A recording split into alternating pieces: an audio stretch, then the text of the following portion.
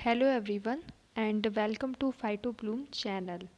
So today I will talk about the genus of bryophyte that is Rixia. तो हम सबसे पहले आज हम ब्रायोफाइट का सबसे सिंपलेस्ट जीनस रिक्सिया पे फोकस करेंगे। हम इसमें देखेंगे कि क्या क्या फीचर्स हैं, इसके बारे में हम आगे चल के पढ़ेंगे। सबसे पहले यहाँ पे एक क्वेश्चन आता है कि ब्रायोफाइट क्या है। ब्रायोफाइट क्या है? तो ब्रायोफाइट जो होते हैं ये आपके कनेक्टिव लिंक होते हैं। Connective link between the thallophyte मतलब एल्गी और टेरिडोफाइट्स। तो ये आपके एल्गी और आपके टेरिडोफाइट के बीच की लिंक है। किसके बीच की लिंक है? टेरिडोफाइट के बीच की लिंक है ब्रायोफाइट। ठीक है, यहाँ पे अगर हम देखें तो इसमें एल्गी के मतलब एल्गी से ये क्या सिमिलैरिटी रखता है। तो हम एल्गी से अगर ब्रायोफाइट की सिमिलैरिटी देखें तो यहाँ पे आप देखना कि ब्रायोफाइट्स के जो कुछ जीनस होते हैं वो आपके एक्वाटिक होते हैं, मतलब पानी में रहते हैं। और वैसे ब्रायोफाइट के जो ज़्यादातर जीनस होते हैं वो आपको टेरेस्ट्रियल देखने को मिलेंगे।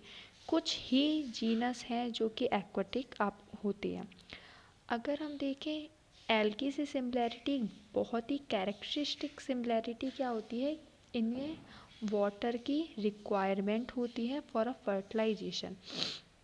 जब फर्टिलाइजेशन मतलब जब फर्टिलाइजेशन होता है, जब आपका एंथ्रीडियम और आर्चिगोनियम के बीच में, आप आगे चल के पढ़ेंगे कि फर्टिलाइजेशन होता है, तो फर्टिलाइजेशन के लिए पानी चाहिए होता है, वाटर की रिक्वायरमेंट होती है, तो जो कि एल्गी के लिए बहुत इंपॉर्टेंट है और यही ब्रायोफाइट के लिए भी बहुत इंपॉर्टेंट है। इन्हें वाटर की इसेंशियल मतलब वाटर इनकी एक नीड होती है, इन्हें वाटर चाहिए ही होता है। तो ये एल्गी से सिमिलैरिटी हो गई। टेरिडोफाइट से अगर हम सिमिलैरिटी देखें तो टेरिडोफाइट से सिमिलैरिटी क्या होती है, ये टेरिडोफाइट्स की तरह ये एम्ब्रियोज प्रोड्यूस करती है, मतलब फर्टिलाइजेशन के बाद जायगोट, फिर उसके बाद एम्ब्रियो फॉर्मेशन होता है, तो ये एम्ब्रियो को प्रोड्यूस करते हैं। तो इसलिए इनमें टेरिडोफाइट से सिमिलैरिटी हो गई। तो इसलिए ब्रायोफाइट्स जो हैं वो आपके एल्गी और टेरिडोफाइट्स के बीच के हैं, बीच की एक लिंक है, एक कड़ी है बोल सकते हैं, जो कि एल्गी और टेरिडोफाइट के बीच की कड़ी है। ये एक बहुत ही, आप ये अच्छे से ध्यान रखना कि ब्रायोफाइट की कहाँ पे पोजीशन है, तो इसको आप प्लीज़ ध्यान से याद रखना। ठीक है, अगर हम डिसिमिलैरिटी की बात करें, टेरिडोफाइट से डिसिमिलैरिटी की अगर हम बात करें, तो डिसिमिलैरिटी टेरिडोफाइट से क्या है, तो टेरिडोफाइट से डिसिमिलैरिटी ये होती है कि जो टेरिडोफाइट होते हैं उनको हम वास्कुलर प्लांट बोलते हैं। वास्कुलर प्लांट बोल रहे हैं मतलब कि जाइलम और फ्लोएम होगा। ब्रायोफाइट नॉन वास्कुलर है, यहाँ पे जाइलम और फ्लोएम क्या होता है, एब्सेंट होता है। तो प्लीज़ इसको भी ध्यान रखना कि ये जाइलम और फ्लोएम ब्रायोफाइट में एब्सेंट होता है, यहाँ पे जाइलम और फ्लोएम नहीं होती है, इसलिए इनको हम नॉन वास्कुलर लैंड प्लांट्स बोलते हैं। ठीक है, सो अब हम देखते हैं कि हमें इस टॉपिक में क्या क्या चीज़ें को पढ़ना है। हम सबसे पहले देखेंगे कि रिक्सिया क्या है और रिक्सिया के हम फीचर्स देखेंगे। हम रिक्सिया के यहाँ पे देखेंगे फीचर्स, देखेंगे उसकी एक्सटर्नल फीचर्स देखेंगे। पहले हम देखेंगे रिक्सिया किस में आता है, क्या पोजीशन है, उसके बाद हम पोजीशन पे फोकस करेंगे। उसके बाद हम एक्सटर्नल स्ट्रक्चर मतलब कि डोर्सल सरफेस और वेंट्रल सरफेस होती है। डोर्सल सरफेस होती है जो कि बाहर ऊपर सतह, जो ऊपरी सतह होती है उसको हमने एक डोर्सल सरफेस का फीचर देख चुके हैं। यहाँ पे एक डाइकोटोमसली ब्रांचिंग होती है। ठीक है, वेंट्रल सरफेस में हम देखेंगे क्या क्या चीज़ें प्रेजेंट होती हैं, क्या क्या मॉर्फोलॉजी उनकी कैसे होती है, उनकी एनेटमी, अंदर की जो उनकी स्ट्रक्चर है उसको हम डिस्कस करेंगे एंड एनेटमी को डिस्कस करेंगे कि रिक्शा की एनेटमी क्या क्या है। मतलब एनेटमी मतलब होता है आपकी इंटरनल स्ट्रक्चर। जब भी हम कभी भी किसी चीज़ का सेक्शन लेते हैं, टीएस कटिंग करते हैं, तो जो उसकी ग्रॉस जो इंटरनल स्ट्रक्चर होती है उसको हम बोलते हैं एनेटमी। ठीक है, ये आपका जो ब्रायोफाइट का जो फर्स्ट जीनस ये रिक्सिया है, इसका ये हम पार्ट 1 वीडियो बना रहे हैं। उसके आगे हम सेक्स ऑर्गन, उसकी रिप्रोडक्टिव स्ट्रक्चर जो भी है, आगे स्पोरोफिटिक फेज सबको हम देखेंगे। इसके हम पार्ट 2 वीडियो में एक सेंड करूँगी, शेयर करूँगी आप लोगों के साथ, तो उसमें हम देखेंगे। अभी हम पार्ट 1 में इतनी चीज़ों को अच्छे से बहुत ही डीपली पढ़ने वाले हैं। सो ध्यान से आप लोग समझिए प्लीज़। जो भी अगर आपको जो भी आपको कोई भी बीच में प्रॉब्लम आती है या कोई भी चीज़ आपको समझ में नहीं आती है, तो प्लीज़ आप मुझे कमेंट सेक्शन में प्लीज़ अपने क्वेश्चन को भेज सकते हैं। आप मैसेज कर सकते हैं, मुझे डायरेक्ट मैसेज कर सकते हो आप मुझसे व्हाट्सएप पे, इंस्टाग्राम पे। मैं आपको उसकी यूज़र आईडी आपको मैं डिस्क्रिप्शन बॉक्स में दे दूँगी। So please.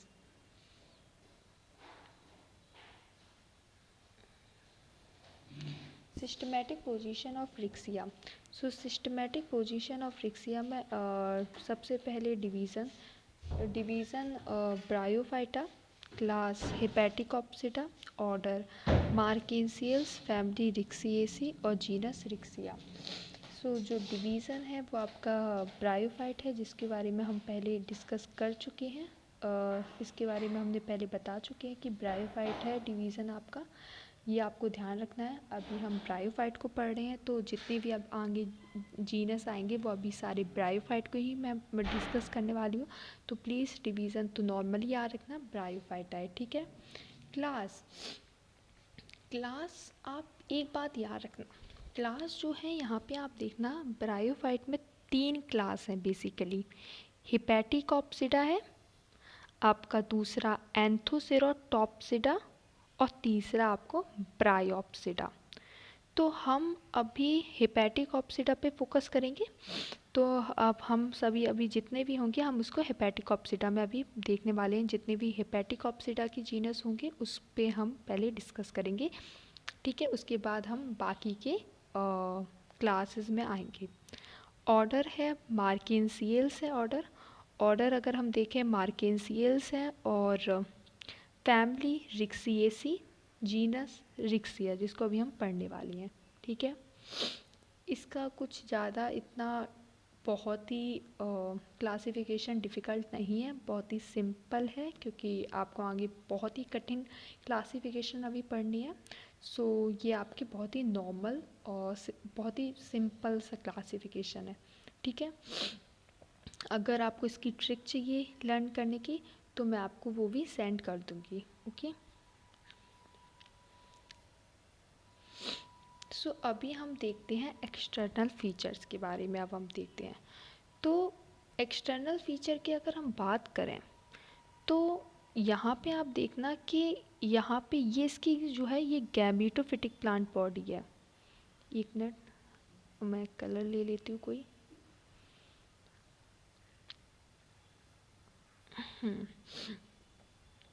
सो देखिए, ये आपकी जो है ये आपके एक्सटर्नल फीचर्स में देखने वाली है। याद रखना कि ये आपका जो गैमेटोफिटिक है, मतलब रिक्सिया में 2 फेज़ आने वाली है। ब्रायोफाइट है तो आपको एल्गी में भी देखने को मिलेगी गैमेटोफिटिक स्पोरोफिटिक फेज़। यहाँ पे आपको 2 देखने को मिल रही है, गैमेटोफिटिक फेज़ और स्पोरोफिटिक फेज़, ठीक है। तो ये जो है ये आपकी गैमेटोफिटिक फेज़ है, ठीक है। और ये आपकी गैमेटोफिटिक फेज़ है। सो तो ये आपकी गैमेटोफिटिक फेज़ है। यहाँ पे आप देख सकते हो, यहाँ पे आपने देखा होगा कि यहाँ पे ये थैलॉइड जैसा है। थैलॉइड क्यों बोल रहे हैं, क्योंकि इसमें आपको 2 सरफेस देखने को मिल रही है, एक डोर्सल सरफेस और एक वेंट्रल सरफेस। जो डोर्सल सरफेस होती है वो ये आपके ऊपर की है, और इसके नीचे जो आप देखने, ये आप जो थिन हेयर लाइक स्ट्रक्चर देख रही हैं, ये चीज़ें ये वाली आप, तो ये जो आप देख रही हैं ये इसमें वेंट्रल सरफेस, मतलब इसकी निचली सतह, जो नीचे की सतह होती है ना, उसमें क्या क्या चीज़ें होंगी प्रेजेंट, उस पर हम देखते हैं। तो वो आपकी वेंट्रल सरफेस है। थैलॉइड इसलिए बोल रही है क्योंकि इसमें आपकी डोर्सल सरफेस और वेंट्रल सरफेस दोनों चीज़ें आगे, इसलिए थैलॉइड है। प्रोस्ट्रेट होता है, मतलब किसी चीज़ से अटैच होगा। आप देखना इसके जो ये हेयर लाइक स्ट्रक्चर जो होती है ना, इसको हम बेसिकली बोलते हैं आपका राइजॉइड बोलते हैं इस चीज़ को, हम क्या बोलते हैं, राइजॉइड बोलते हैं। आगे अभी हम अभी हम देखेंगे क्या क्या है चीज़ें। राइजॉइड्स हैं ये, और ये रिबन शेप होता है, मतलब कोई पर्टिकुलर शेप नहीं होता, मतलब एकदम बहुत ही लूजली होता है, जैसे रिबन नहीं होती कोई एकदम लूज टाइप में, वैसी रिबन शेप होता है। और फ्लैटेंड स्ट्रक्चर है, फ्लैट होती है बिल्कुल, कोई भी सरफेस होती है एकदम उससे बिल्कुल चिपकी हुई होती है। कोई रॉक है, आप सॉइल में भी आप देखना एकदम बिल्कुल ज़मीन पे होती है। आपको मैंने अभी स्टार्टिंग में दिखाया था, ये आपका, ये देखो, ये आपकी देखना यहाँ पे आप मिट्टी में देख रही हो ना, मिट्टी में बिल्कुल एकदम कितनी एकदम अटैच है। तो वैसे ही यहाँ पे यही बोला गया कि ये मिट्टी में बिल्कुल एकदम अटैच है, फ्लैटेंड स्ट्रक्चर होती है इसकी, ठीक है। डाइकोटोमस ब्रांचिंग होती है, ये बहुत इंपॉर्टेंट फीचर होता है रिक्सिया का। हेपेटिकॉप्सिडा का ये पूरा ही, जो हेपेटिकॉप्सिडा है आपका क्लास, उसका ये फीचर है कि ये डाइकोटोमसली ब्रांच्ड होता है, ठीक है। यहाँ पे आप अच्छे से ईजिली आप देख सकते हो, यहाँ पे डाइकोटोमस ब्रांचिंग होती है। ये मैंने अभी बताया कि ये जो बीच वाला पोर्शन है, इसको हम बोलते हैं एपिकल नोच। यहाँ पे लिखा है एपिकल नोच, ठीक है, एपिकल नोच। ये आपका जो एपिकल नोच बोलते हैं इसको, बीच वाले पोर्शन को, ठीक है।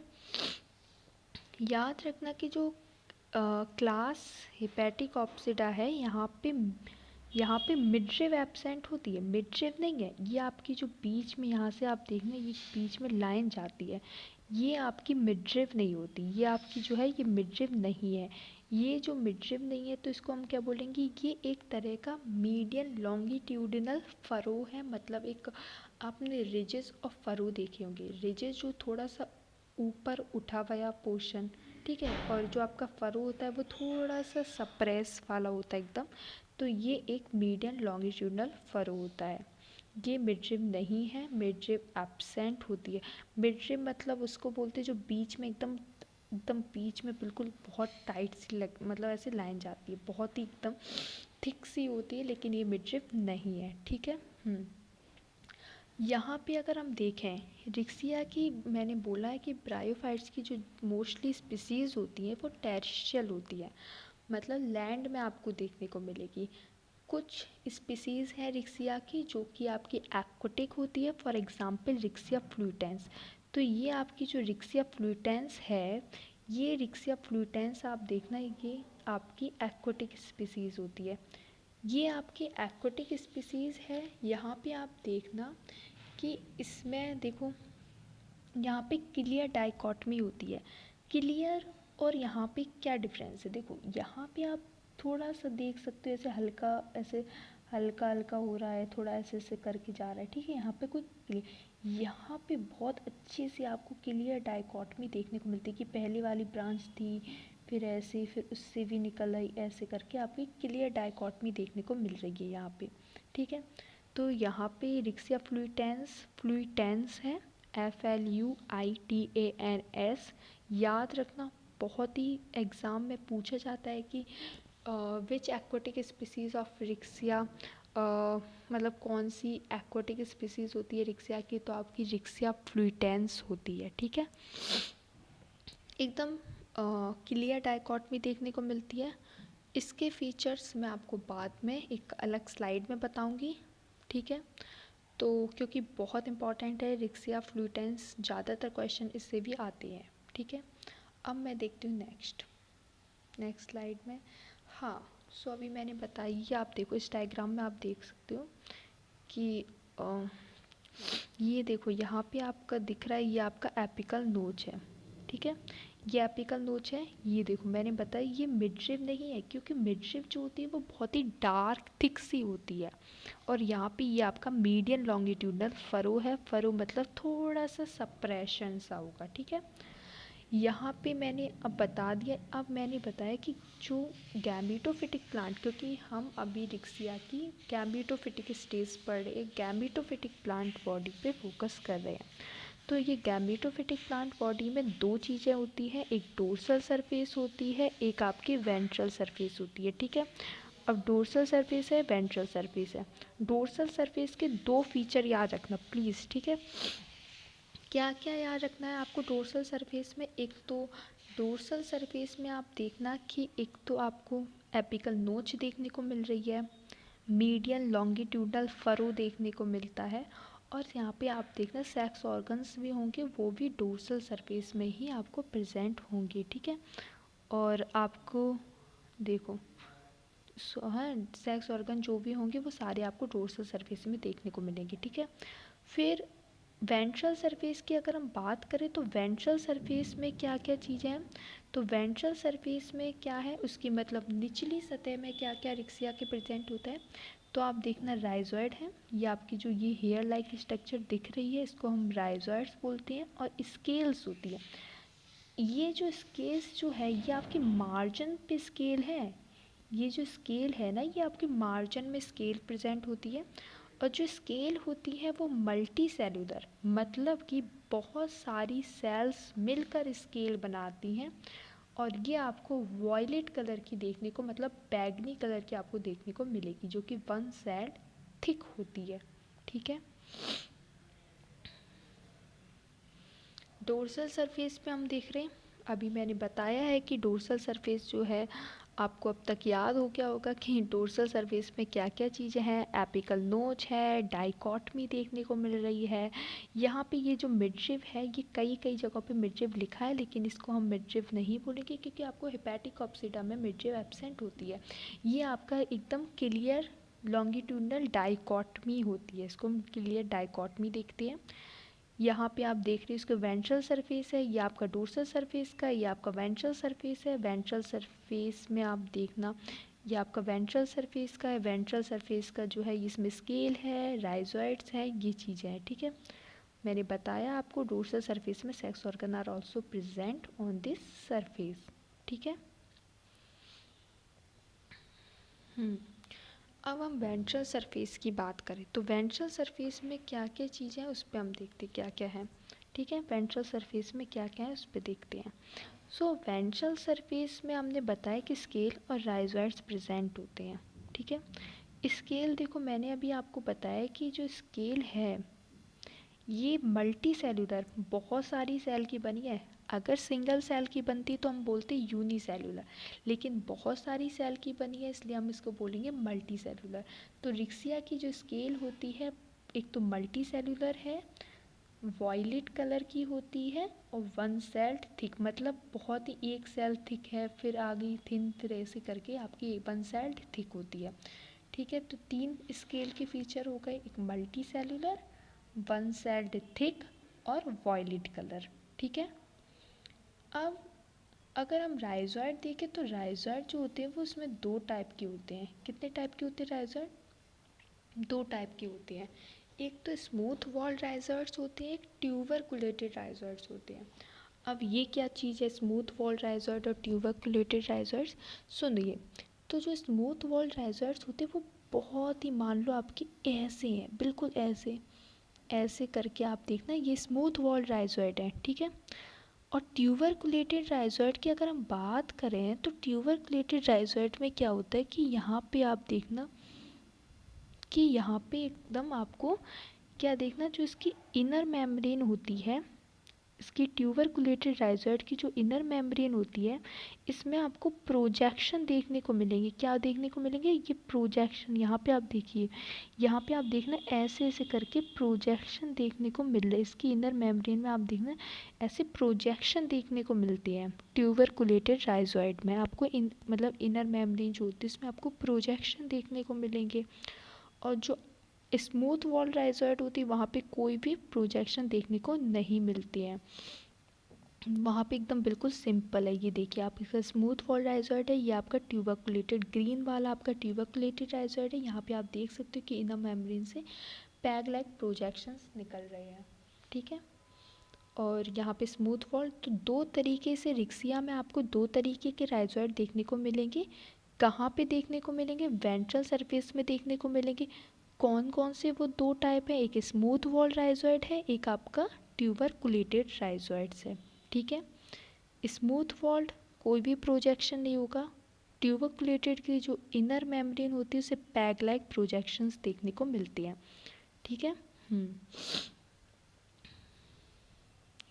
यहाँ पे अगर अब हमने उसकी पूरी एक्सटर्नल स्ट्रक्चर, एक्सटर्नल फीचर्स को हम देख चुके हैं। अब हम देखेंगे कि उसकी एनाटमी, मतलब जब भी हम उसका सेक्शन कटिंग करेंगे, टीएस काटेंगे उसके गैमेटोफिटिक थैलस का, तो हम इसके अंदर की स्ट्रक्चर क्या होगी उसको हम स्टडी करेंगे। तो अगर हम एनाटमी की बात करें रिक्सिया की, तो रिक्सिया में दो रीज़न होती हैं। एक तो होता है फोटोसिंथेटिक रीज़न, ठीक है, और एक होता है आपका स्टोरेज रीज़न, ठीक है। अब अब सबसे पहले हम देखते हैं फोटोसिंथेटिक रीज़न, ठीक है। सो हाँ, यहाँ पे आप देखिए, ये आपका फोटोसिंथेटिक रीज़न है। देखिए, सो ये आपका फोटोसिंथेटिक रीज़न है, ठीक है। तो यहाँ पे आप देखना, ये जो है इतना फोटोसिंथेटिक रीज़न है।